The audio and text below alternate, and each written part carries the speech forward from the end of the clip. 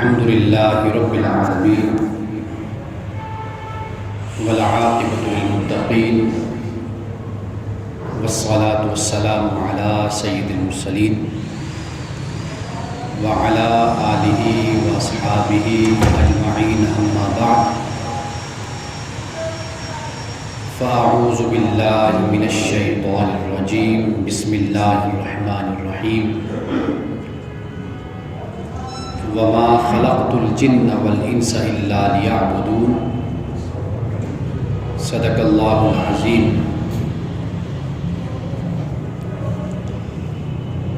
حاضرین محترم، ہم نے 2 جمعوں پر اس پہ بات کی تھی کہ انسان کہاں سے آیا اور انسان نے کدھر جانا ہے۔ آج ہماری گفتگو کا موضوع ہے کہ انسان کی زندگی کا مقصد کیا ہے، مقصد حیات کیا ہے۔ انسان اللہ کی طرف سے آیا اور انسان نے اللہ ہی کی طرف جانا ہے۔ یہ آنے اور جانے کے دوران کا جو وقت ہے یہ بہت مختصر ہے، یہ بہت قلیل مدت ہے کہ جو انسان کے رہنے کا زمانہ ہے۔ اس لیے کہ انسان جب نہیں تھا تو بڑے زمانے انسان پر بیتے ہیں، اور جب انسان نہیں ہوگا، اللہ کی طرف جائے گا، تو اس زمانے کو بھی ہم شمار نہیں کر سکتے۔ جب انسان نہیں تھا وہ بھی ایک بڑی مدت ہے، بہت بڑی مدت ہے، اور جب انسان یہاں سے کوچ کر کے چلا جائے گا وہ بھی بڑا زمانہ ہے۔ رسول اللہ صلی اللہ علیہ وسلم نے اپنی ختم نبوت کو جب بیان فرمایا تھا تو آپ نے یہ فرمایا تھا کہ میرے زمانے سے قیامت اب دور نہیں ہے۔ یہ فرمایا تھا کہ میرے زمانے سے قیامت اب دور نہیں ہے۔ اس دور سے اشارہ اس بات کی طرف تھا کہ اب میرے اور قیامت کے درمیان کسی نے نہیں آنا۔ اب سلسلہ نبوت بند ہو گیا، دروازہ بند ہو گیا۔ قصر نبوت کی اینٹ رسول اللہ نے خود کو فرمایا کہ بس ایک اینٹ کی جگہ نبوت کے محل میں رہ گئی، تو جب میں آ گیا اب نبوت کا محل مکمل ہو گیا۔ تو یہ جو زمانہ ہے انسان کے جانے کا یہ بھی بڑا طویل ہے۔ یہ اللہ جانتا ہے کہ کب قیامت آنی ہے اور کب واقع ہونی ہے، لیکن انسان کو ڈرایا گیا ہے، بتایا گیا ہے۔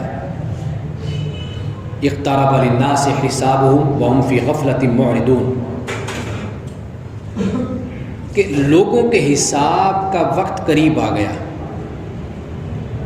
اور یہ لوگ غفلت میں منہ پھیرے ہوئے، پرواہ ہی نہیں، لیکن حساب کا وقت قریب ہے۔ تو یہ بڑا مختصر سا زمانہ ہے انسان کا اس دنیا میں، اس زندگی میں۔ اللہ سبحانہ و تعالیٰ نے قرآن مجید میں اس کو بیان کیا ہے کہ کسی کو خدا بچپن میں لے جاتا ہے، کسی کو نوجوانی میں لے جاتا ہے، کسی کو جوانی میں، کسی کو بڑھاپے میں لے جاتا ہے، کسی کو ارذل العمر تک، یعنی ایسی عمر کہ جو کمزور ترین عمر ہے، گھٹیا ترین عمر ہے، وہاں تک لے کر جاتا ہے۔ لیکن وہ کتنے بھی سال ہو جائیں، وہ انسانی گنتی میں 100 سال ہوں گے، 125 سال ہوں گے۔ ہر ملک میں زندگی کی عمر کی جو ایک اوسط عمر ہے وہ مختلف ہوتی ہے۔ پاکستان میں یہی 55 سال 60 سال ایوریج، باہر کی دنیا میں 80 سال 70 سال 75 سال۔ لیکن بہرحال انسان نے جانا ضرور ہے، یہ حقیقت ہے۔ ہم یہی دیکھتے آئے ہیں کہ دنیا سے لوگ جا رہے ہیں، جن کی گود میں ہم پلے بڑے، جس ماں نے ہمیں چمچ سے کھلایا، جس باپ نے ہماری انگلی پکڑ کر ہمیں چلایا، وہ باپ کہ جو کبھی مسجد میں لے کر جاتا تھا، کبھی جمعہ پہ لے کر جاتا تھا، کبھی عیدوں پر لے کر جاتا تھا، اور جس باپ کا ہم گھر بیٹھ کر انتظار کرتے تھے کہ یہ ابھی نماز عید پڑھ کر آئیں گے تو ہم ان سے عیدی لیں گے، وہ ماں کہ جو کھانا پکاتی، روٹیاں پکاتی، چپاتیاں پکاتی، ہمیں کھلاتی تھی، توڑ توڑ کر کھلاتی تھی، کبھی چوری بنا کبھی کچھ بنا، آج وہ نظر نہیں آتے، وہ دنیا سے چلے گئے۔ آج ہم اس مقام پر ہیں کہ ہمارے بچے ہمارا انتظار کرتے ہیں، کل ہم بھی نہیں ہوں گے، ہماری جگہ پر ہمارے بچے آ جائیں گے۔ تو یہ صدیوں کا سفر ہے، انسان اسی طرح آیا اور جا رہا ہے، لیکن یہ وقت بڑا مختصر سا ہے۔ رب کی گنتی انسانوں کی گنتی سے بڑی مختلف ہے۔ خدا کا ایک دن ہزاروں سال کا ہوتا ہے، اور بندے کا ایک دن 24 گھنٹوں کا ہوتا ہے، فرق ہے۔ اللہ سبحانہ و تعالیٰ یہ 60 70 80 سال کی زندگی رب کے نزدیک ایک لمحہ بھی نہیں بنتا، اتنا وقت انسان گزارتا ہے۔ جب کل قیامت کے دن لوگوں کو قبروں سے اٹھایا جائے گا اور لوگوں سے پوچھا جائے گا بتاؤ بھائی کتنا عرصہ رہے، تو کہیں گے یہی کوئی ایک آدھا دن ہمارا گزرا ہے اس حالت میں، یا بس ایسے سوئے تھے تو اٹھ گئے، جبکہ ان پہ ہزاروں سال گزر چکے ہوں گے، ہزاروں سال۔ حضرت آدم علیہ السلام سے آپ دیکھیے کہ انسانیت کتنے سال گزر گئے۔ آپ کو معلوم ہے کہ حضرت ابراہیم علیہ السلام اور حضرت عیسیٰ علیہ السلام کا جو یہ درمیان کا زمانہ ہے یہ 2300 سال کا بنتا ہے، 2300 سال۔ حضرت ابراہیم سے لے کر رسول اللہ تک یہ زمانہ 250 سال کا بنتا ہے، 2800، اتنی صدیاں گزری۔ لیکن جب قیامت کے دن وہ انسان بھی اٹھے گا نا تو وہ یہی کہے گا کہ بس ایسے آنکھ لگی تھی اور قیامت کا اعلان ہو گیا۔ یہ مختصر سا وقت اللہ نے انسان کو دیا ہے، یہ اس کی تیاری کا وقت ہے۔ بڑے خوش نصیب ہوتے ہیں وہ لوگ کہ جو جوانی میں اپنے آپ کو سنبھال لیتے ہیں۔ رسول اللہ صلی اللہ علیہ وسلم نے ان نوجوانوں کو رب کا محبوب قرار دیا ہے، رب کا پسندیدہ محبوب قرار دیا ہے، کہ جن سے نوجوانی میں کوئی نادانی نہیں ہوتی، پاکیزہ مطہر نوجوانی۔ اس لیے میں اکثر طور پہ کہتا ہوں کہ ہمارے نوجوانوں کو صحابہ اور صحابیات کی سیرت پڑھنی چاہیے، ان کو بتانا چاہیے۔ حضرت مصعب بن عمیر کے بارے میں بتایا جائے، حضرت طلحہ کے بارے میں بتایا جائے، حضرت سعید کے بارے میں بتایا جائے، کتنے صحابہ ہیں، نوجوان نسل کو ان کے بارے میں بتایا جانا چاہیے۔ صحابیات اپنی بچیوں کو، لڑکیوں کو، بیٹیوں کو، بہنوں کو صحابیات کے بارے میں بتایا جائے۔ تو یہ وقت ہے انسان پر بیتتا چلا جا رہا ہے. اب جس لمحے میں میں آپ سے بات کر رہا ہوں یہ لمحہ دوبارہ نہیں آنا، یہ گزر گیا. جو گزر گیا سو گزر گیا، اس نے واپس نہیں آنا. بزرگ فرماتے ہیں کہ یہ انسان کی زندگی برف کی طرح ہے، پگھلتی چلی جا رہی ہے. انسان کا وقت اسی طرح بیتتا چلا جا رہا ہے. عقل مند وہ انسان ہے، عقل مند وہ انسان ہے کہ جو اپنی زندگی کے ہر لمحے کو اپنے لیے مفید بناتا ہے. عقل مند وہ انسان ہے. اصل دیندار وہ ہے کہ جو اپنی زندگی کے کسی بھی لمحے کو خدا کی یاد کے بغیر گزارتا نہیں ہے.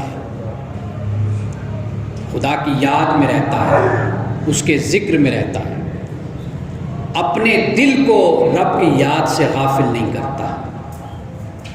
وہی تو خالق ہے، وہی تو محبوب حقیقی ہے، وہی تو مالک ہے، وہی تو رازق ہے. انسان کا سب کچھ تو وہی ہے. اگر وہ نہیں انسان کی زندگی میں تو پھر کچھ بھی نہیں ہے. تو رب کو اپنی پریورٹی، اپنی ترجیح بنانا چاہیے، جس کے لیے میں ایک لفظ استعمال کرتا ہوں کہ خدا رخی زندگی، گاڈ اورینٹڈ. خدا کے رخ پر اپنی زندگی کو گزارو. زندگی میں جب بھی کوئی معاملہ ہو تو خدا کس سے پوچھو کہ مولا اب میں یہ کام کروں یا نہ کروں، تو میری رہنمائی کر. رسول اللہ صلی اللہ علیہ وسلم کی سنت سے ہمیں استخارہ ملتا ہے. ہم نے تو استخارے کو ایک روایت رسم بنا لیا نا. اصل میں استخارہ کا مطلب ہی یہی ہوتا ہے، اللہ تعالیٰ سے رہنمائی لینا، خیر لینا، بھلائی لینا. اصل یہ مقصد ہوتا ہے. مطلب یہ ہے کہ رسول اللہ صلی اللہ علیہ وسلم نے ہمیں اس بات کی تعلیم دی ہے کہ کوئی بھی مسئلہ ہو کبھی رب سے جدا ہو کر مت سوچو. رب سے جدا ہو کر مت سوچو، اس لیے کہ رب سے جڑو گے تو طاقتور رہو گے، رب سے ٹوٹو گے تو بکھر جاؤ گے، منتشر ہو جاؤ گے. نوجوانی کی حفاظت کی جانی چاہیے. یہی وقت ہے، یہی لمحہ ہے کہ انسان اپنے رب کو راضی کرتا ہے، عبادت سے، خدمت سے، نیک کاموں سے راضی کرتا ہے. یہ مختصر سا وقت ہے. اس وقت اللہ سبحانہ و تعالیٰ نے انسان کی زندگی کے لیے ایک مقصد بنایا کہ یہ جو وقت ہے نا مختصر سا، اس کو تم نے کیسے گزارنا ہے. یہ ہے آج سمجھنے کی بات کہ یہ وقت کیسے گزرنا چاہیے. جب ہم دین کی بات کرتے ہیں تو دین میں 3 باتیں ہوتی ہیں، یہ بات یاد رکھ لیجئے. دین تو ایک ہے نا، حضرت آدم سے لے کر رسول اللہ صلی اللہ علیہ وسلم تک دین ایک ہے، اس میں کوئی فرق نہیں پڑتا. دین 3 باتوں کا نام ہے. ایک عقیدہ ہے، ایک عبادات ہیں اور دوسرے اخلاقیات ہیں. یہ 3 باتیں، یہ دین کہلاتی ہیں. اپنے عقیدے کو درست رکھو، اللہ کی عبادت میں مشغول رہو اور لوگوں کے ساتھ اپنے معاملات کو درست رکھو. یہ ہے اصل زندگی کا مقصد. جسے قرآن نے کہا کہ میں نے انسان کو اور جن کو صرف اپنی عبادت کے لیے پیدا کیا. عبادت یہی ہے. عقیدہ اسلامی ہو اور عبادات جو اللہ نے بیان کر دی وہ عبادات ہوں، اور جو اللہ نے انسانوں کے ساتھ معاملات کے بارے میں رہنمائی کر دی تو انسان اپنے معاملات کو اس طریقے سے لے کر چلے. یہ 3 باتیں، یہ مقصد حیات ہے انسان کا. یہ مقصد حیات ہے، بس اس سے باہر کچھ نہیں ہے. یہی مقصد حیات ہے. اپنی توحید کے نظریے کو درست رکھیے، رسالت و نبوت کے نظریے کو درست رکھیے، آخرت کے عقیدے کو درست سمت پر رکھیے، اور اللہ کی عبادت میں اپنے آپ کو مشغول رکھیے۔ عبادت یہ نہیں کہ فقط نماز پڑھ لینی، عبادت عبد سے ہے، بندگی سے ہے، یعنی رب کی بندگی میں اپنے آپ کو لے آئیے۔ جیسے غلام ہوتا ہے نا، 24 گھنٹے کا غلام ہوتا ہے، رب کا اس طرح غلام بن جائیے، کبھی بھی اس کی اطاعت سے اپنے آپ کو باہر نہ لے کر جائیے، اس کی اطاعت میں رہیے، عبد عابد نہ بنیے۔ وہ عبد کے جو بھاگ جاتا ہے، عبدیت سے بھاگ جاتا ہے، بندگی سے بھاگ جاتا ہے، ایسا بندہ نہ بنیے۔ ایسا بندہ بنیے کہ جو ہر وقت اپنے رب کی اطاعت اور فرمانبرداری میں ہے۔ یہ 3 باتیں ہیں جسے ہم دین کہتے ہیں، اور یہی در حقیقت تعلیم ہے۔ اب شعبان کا مہینہ چل رہا ہے، شعبان کے بعد پھر رمضان المبارک کا مہینہ ہے۔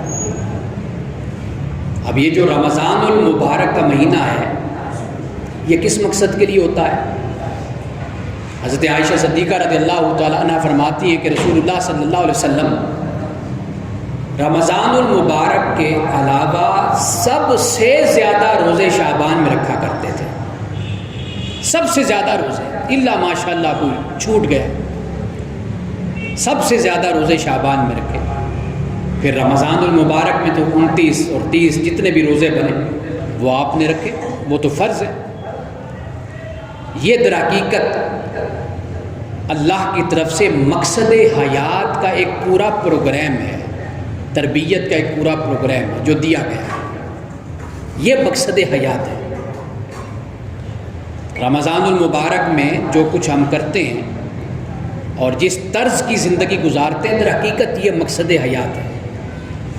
رب یہ چاہتا ہے کہ جس طرح تم رمضان میں رہتے ہو نا، میری فرمانبرداری میں، میری اطاعت میں، جس طرح مجھ سے لگاؤ لگا کر رکھتے ہو، قرآن پڑھتے ہو، نمازوں کی پابندی کرتے ہو، خدمت انسانیت کرتے ہو، اسی کو اپنا چال چلن بنا لو، یہی تمہارا کلچر بن جائے، یہی تمہاری روٹین بن جائے، اسی طرز کی تم زندگی گزارو، اسی انداز سے تمہارے صبح و شام ہونے چاہیے۔ یہ در حقیقت انسان کی زندگی کا مقصد ہے۔ اب ہمارے ہاں ہوتا کیا ہے، یہ بھی ذرا دیکھیے، المیہ کی بات دیکھیے۔ ہمارے ہاں 2 چیزوں کو ہمیشہ جدا کر کے دیکھا جاتا ہے، حالانکہ دونوں چیزیں دین کا حصہ ہیں، دین میں شامل ہیں۔ ایک بات ہے اللہ سبحانہ و تعالیٰ کا حق، ایک ہے بندوں کا حق، 2 چیزیں۔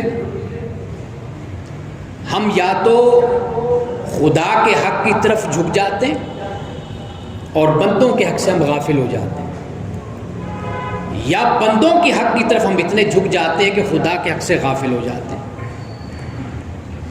دین اس بات کی تعلیم دیتا ہے کہ آپ دونوں چیزوں کو ساتھ لے کر چلیے، آپ نماز بھی پڑھیے، بندگان خدا کا خیال بھی کیجیے، آپ روزہ بھی رکھیے، بندگان خدا کی بھوک اور پیاس کا بھی خیال کیجیے، آپ حج بھی کیجیے، اور اپنے معاشرے میں اتفاق اور اتحاد اور اجتماع کو بھی قائم کیجیے۔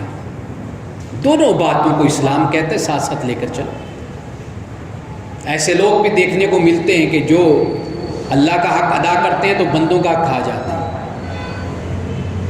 ایسے لوگ بھی دیکھنے کو ملتے ہیں کہ جو اللہ کا بندوں کا حق ادا کرتے ہیں، کہتے ہیں جی اللہ اپنا حق معاف کرنے والا ہے، لیکن اس طرح وہ بھی نہیں معاف کرتا،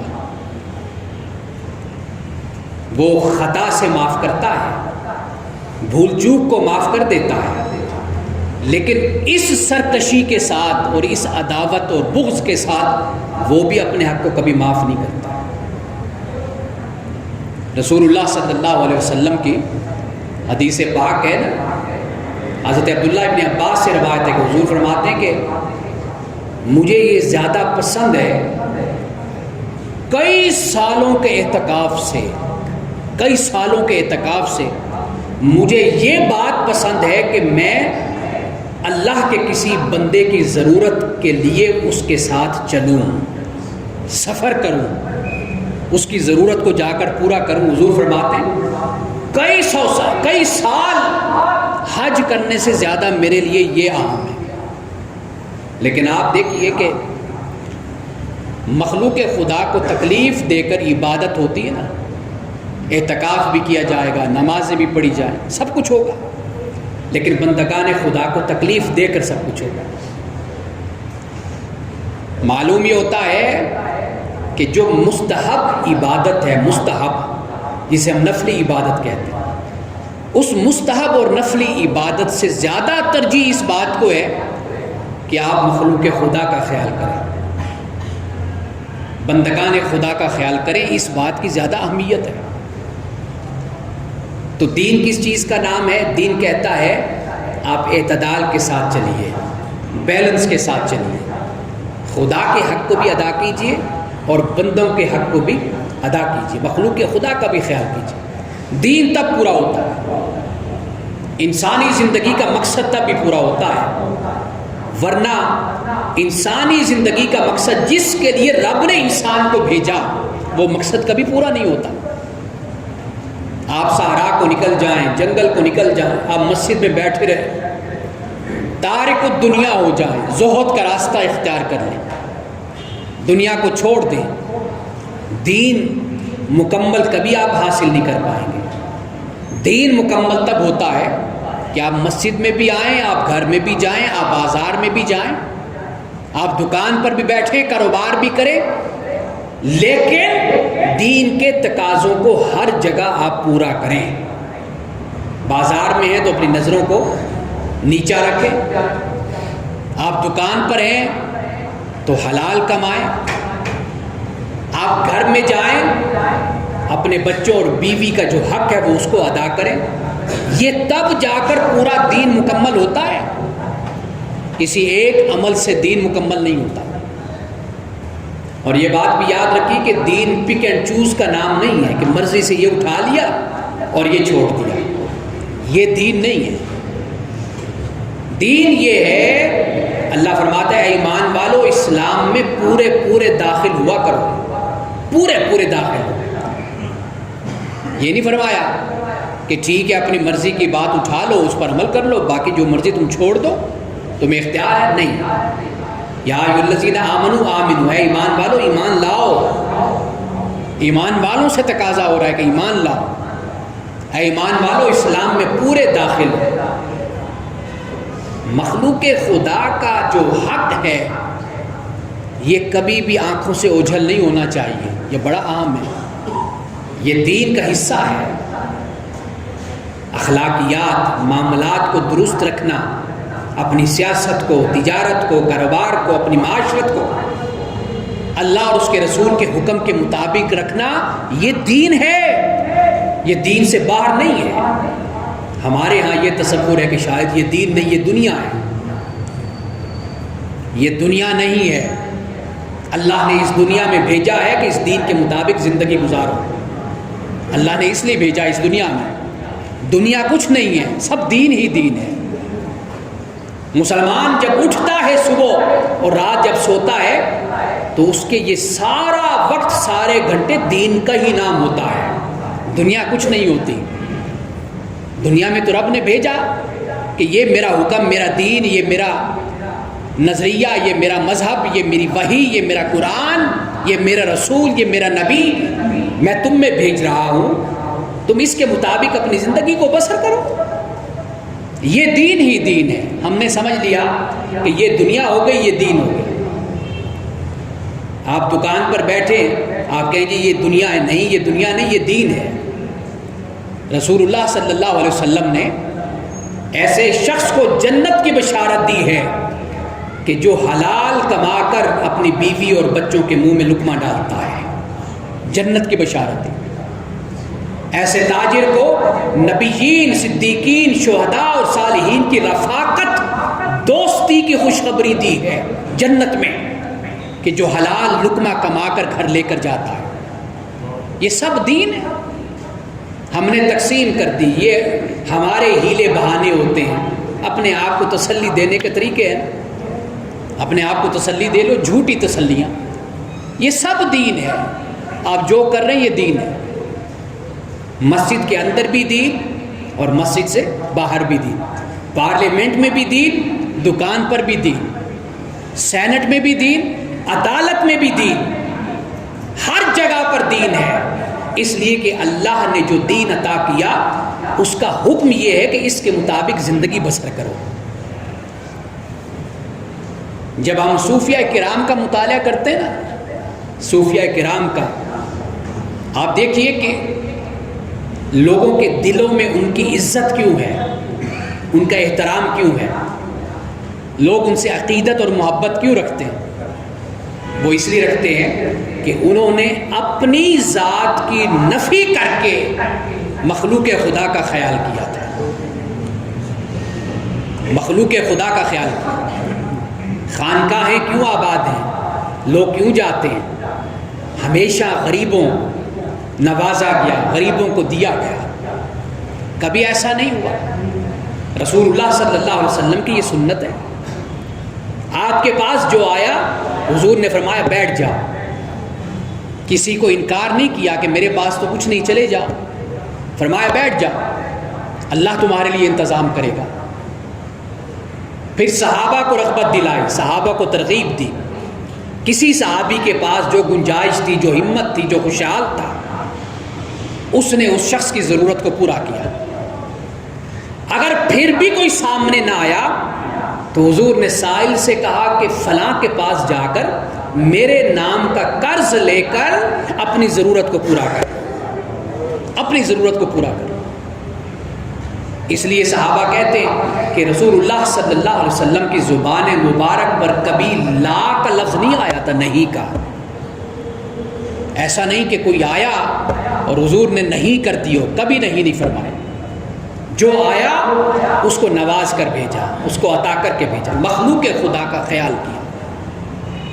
آج ہمارا سارا زور نمازوں پر ہوتا ہے, حج پر ہوتا ہے. جس کے پاس بہت پیسہ ہے نا, وہ گنتی میں رکھتا ہے اپنے حج کہ حاجی صاحب اب 20 حج کر چکے ہیں, 15 حج کر چکے ہیں.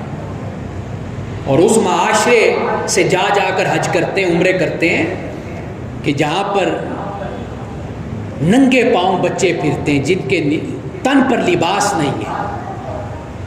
آپ کو معلوم ہے کہ 6 کروڑ بچہ پاکستان کا سکول نہیں گیا. 6 کروڑ بچہ. اگر پاکستان کی 21-22 کروڑ اگر آبادی ہے, آپ دیکھ لیجئے کہ 6 کروڑ بچہ سکول نہیں جاتا. لیکن اسی معاشرے میں حج بھی ہو رہے ہیں, عمرے بھی ہو رہے ہیں, سب کچھ ہو رہے ہیں. مخلوق خدا کا خیال کیجئے, یہ دین ہے. یہ سوشلزم نہیں ہے, یہ کمیونزم نہیں ہے, یہ یورپ کا نظریہ نہیں ہے, اسلام کا نظریہ ہے.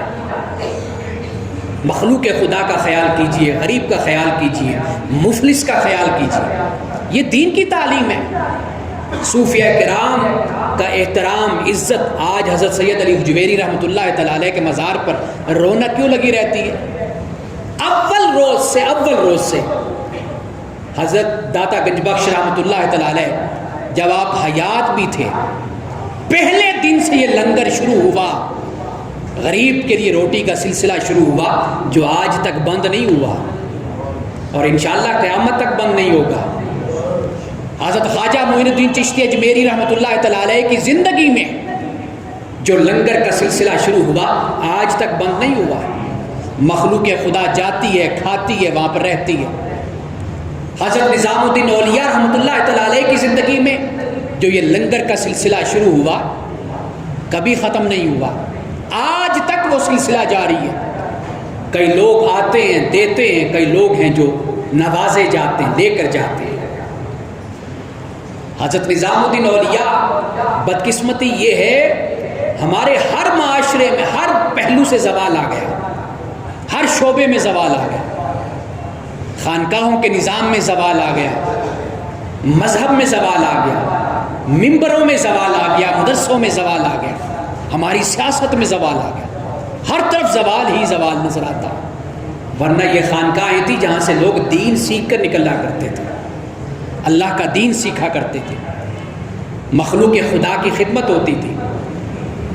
حضرت سیدنا عبد القادر جیلانی رحمۃ اللہ تعالی علیہ، آپ ذرا سنیے اس بات کو، آپ فرماتے ہیں کہ مرشد کو ہرگز نہیں چاہیے کہ وہ مرید کے گھر کا کھانا کھائے، اس لیے کہ معلوم نہیں کہ اس کی کمائی کا ذریعہ کیا ہے، نہیں معلوم۔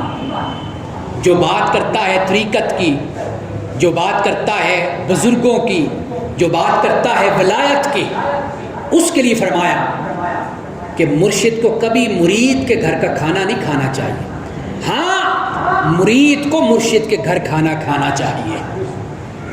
آج تو جو بھی ہے وہ تو مریدوں کی جیبیں کاٹتا ہے نا۔